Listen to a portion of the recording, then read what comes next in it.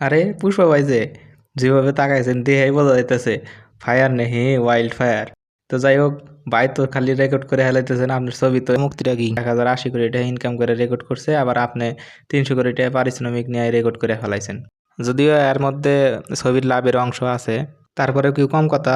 এটা দিয়ে তো একটা ছবি বানান যাবো। তো যাই হোক দর্শক, চলেন যাই দেখে আসি এর মধ্যে আর কোন কোন তারকা আছে যারা বেশি টেহা নিয়ে ছবি হয়ে থাকে। তো এই হিসাবে থালাপতি বিজয়ের কথা কোয়ান আগে। থালাপতি বিজয় গোট ছবির জন্য 270 কোটি টাকা নিছিল, নিয়ে হেরা তো ইন্ডিয়ার মধ্যে একবারে 1 নম্বরে চলে গেছিল পারিশ্রমিকের দিক দিয়া। তো এর বাদে আসে হলো গিয়ে প্রবাসের নাম, যাই এখন 200 কোটি টাকা নেওয়ার সিদ্ধান্ত নিছে প্রতি ছবির জন্য। আগে নিছে হলো গিয়ে 100 কোটি টাকা। তো এর বাদে আর কার কথা কই? ও, খান গারের কথা তো ভুলেই গেছি। কার নাম আগে কই? শাহরুখ খান। শাহরুখ খান তো মনে করেন যে 100 কোটি টাকা প্রতি ছবির জন্য নেয়, তবে এর হাতে আরো থাকে হলো গিয়ে প্রতিটি ছবির যে লাভ হবো সে লাভের অংশ।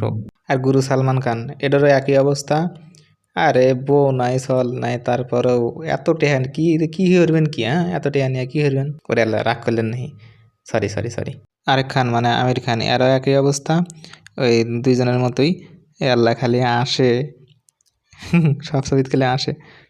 তাই দেখে কি রাগ করলেন নাকি? আর এখানে আসেন না। তার বাদে এসে হলো গিয়ে আমাদের চাচা, বাপ চাচার বয়সী মানে রজনীকান্ত স্যার। রজনীকান্ত স্যার এই বয়সেও তো প্রায় 100 কোটির কাছাকাছি নেয়। এই জেলার ছবির তো 110 কোটি রুপি নিছিল। তা বাদে আছে রামচরণ। রামচরণ প্রতি ছবিত মনে করেন যে 90 কোটি রুপির মতো নিয়ে থাকে। যদিও অনেক সুপার ডুপার ছবির মানে অভিনেতা তিনি, কিন্তু হিসাবে পারিশ্রমিক অনেক কমই নেয়। অক্ষয় কুমারের ছবিতে এখন খুব একটা ভালো যাইতেছে না, খালি ফ্লপ আর ফ্লপ। তবে এর আগে যখন ভালো ছবি চলছে তখন মোটামুটি 100 কোটির মতো নিছে, এখন প্রায় 70 কোটির মতো নেয়। এর বাদে আছে ঋত্বিকেরও একই অবস্থা, 70 কোটির মতো নেয়। তার বাদে মহেশবাবু, তাইও 70 কোটির মতোই নেয়। তবে বর্তমানে রাজামৌলি স্যারের সাথে 1500 কোটি রুপি দিয়া যে বিশাল বাজেটের একটা ছবি হইতেছে, এই ছবির তো রেকর্ড করবোই, আর দেখা যাবো যে তার পারিশ্রমিক দিক দিয়েও রেকর্ড করে হেলাই দিছে। রণবীর কাপুর, কি ব্যাপার? এই ব্যক্তি আবার কি চিন্তা করে? তো যাই হোক, এই রণবীর কাপুরও মোটামুটি 60-70-এর মতোই নেয়। এবার দেশে অজয় দেবগনের কাছে। অজয় দেবগন তাও প্রায় 50 কোটির মতো নিয়ে থাকে প্রতি ছবির জন্যে। এর বাদে আসে হলো জুনিয়র এনটিআর তো ট্রিপুলার দিয়া একবারে নাম করে এলে দিছে, কিন্তু দেবারা ছবি দিয়া তো ভক্ত করে খালি কালি শুনতেছে। তো যাই হোক, মোটামুটি 50 কোটির কাছাকাছি নেয়।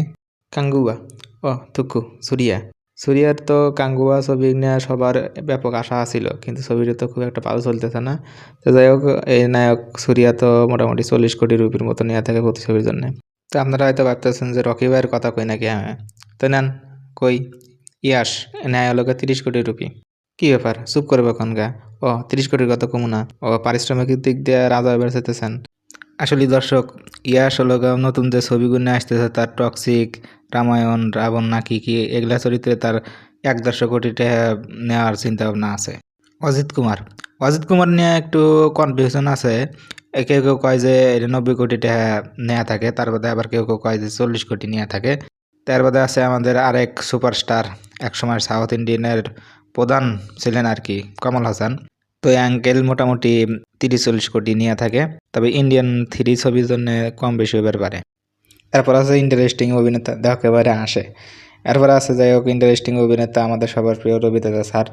মোছে তাও দিতেছে, হ্যাঁ, আপনি যে 20-25 কোটি টাকা নেন সব প্রত্যেকটি ছবির জন্য, এটা কিন্তু কয়া দিলাম।